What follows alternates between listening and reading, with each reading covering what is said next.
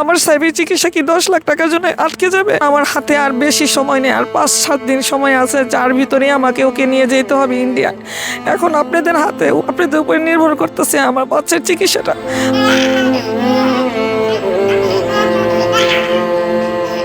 একটি শিশুর জীবন মানে শুধু একটি পরিবার নয়, একটি ভবিষ্যৎ। কিন্তু সেই ভবিষ্যৎ আজ থমকে আছে অর্থের অভাবে। নরসিংদীর পলাশ উপজেলার খনিপুর বাজার এলাকার বিল্লাল হোসেন ও শারমিন আক্তার দম্পতির সন্তান সাফওয়ান ইসলাম সাইফের বয়স মাত্র 8 মাস। 3 মাস বয়সী সাইফের শরীরে ধরা পড়ে ভয়ঙ্কর রোগ বিলিয়ারি অ্যাস্ট্রোসিয়া।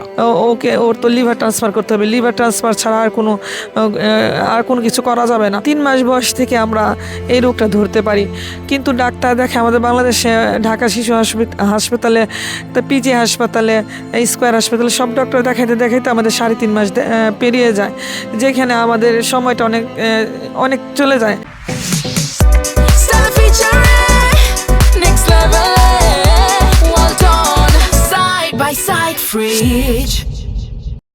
জটিল এই লিভারের রোগ, যেখানে শিশুর পিত্তনালী ঠিকভাবে কাজ করে না, শুরু হয় হাসপাতাল থেকে হাসপাতালে ছোটাছুটি। প্রবাসী বাবা যতটুকু পেরেছে, এরপর আর সম্ভব হচ্ছে না বলেও অসহায়ত্ব প্রকাশ করেন শারমিন। দেশের চিকিৎসকরা পরীক্ষা করে জানান, এই শিশুকে বাঁচাতে হলে করাতে হবে লিভার ট্রান্সপ্লান্ট। তা দেশের বাইরে করালে ভালো বলে মত দেন চিকিৎসকরা, আর তাতে গুনতে হবে প্রায় কোটি টাকা। আপনারা যদি সবাই একটু সহযোগিতা করেন, তাহলে আমি বাচ্চার চিকিৎসাটা করার জন্য ইন্ডিয়া যেতে পারবো। আর ডাক্তার দেওয়ার সময়ও শেষ হয়ে গেছে, তো দেখার পর বলতেছে না, ওকে লিভার ট্রান্সফার করতে হবে। স্যারকে জিজ্ঞেস করি, স্যার লিভার ট্রান্সফার করতে গেলে আপনি কেমন টাকা, কেমন কি খরচ? তখন বাংলাদেশের টাকা কেমন একটা মোটামুটি ধারণা দেয় যে 1 কোটি টাকার মতো খরচ, কিন্তু ওর যে প্রথম সার্জারি, সেই সার্জারিটাই 60 থেকে 70 লক্ষ টাকা লাগে। সন্তানের চিকিৎসার এই খরচ প্রায় অসম্ভব বলে জানান শারমিন আক্তার। সাইফের বয়স যখন 6 মাস, তখন চিকিৎসকরা স্পষ্ট বলে দেন আর সময় নেই, লিভার ট্রান্সপ্লান্ট করতেই হবে। চিকিৎসকরা সিদ্ধান্ত দেন মা শারমিন আক্তারের লিভারের একটি অংশ কেটে নিয়ে ছোট্ট সাইফের শরীরে প্রতিস্থাপন করা হবে, যা দেশে সম্ভব নয়। এ যেন এক মায়ের জীবন বাজি রেখে সন্তানের জীবন বাঁচানোর লড়াই।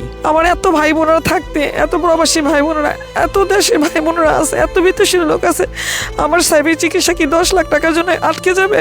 আপনারা আমাকে একটু সহায়তা করুন, যাতে আমি আমার বাচ্চাকে প্রথম চিকিৎসাটা আমি ধরতে পারি। শারমিন আক্তার জানান, সাইফের বাবার পরিবারের পক্ষ থেকেও কেউ এগিয়ে আসেনি। আজ একজন মা ক্যামেরার সামনে নয়, দাঁড়িয়েছেন মানুষের দরজার সামনে।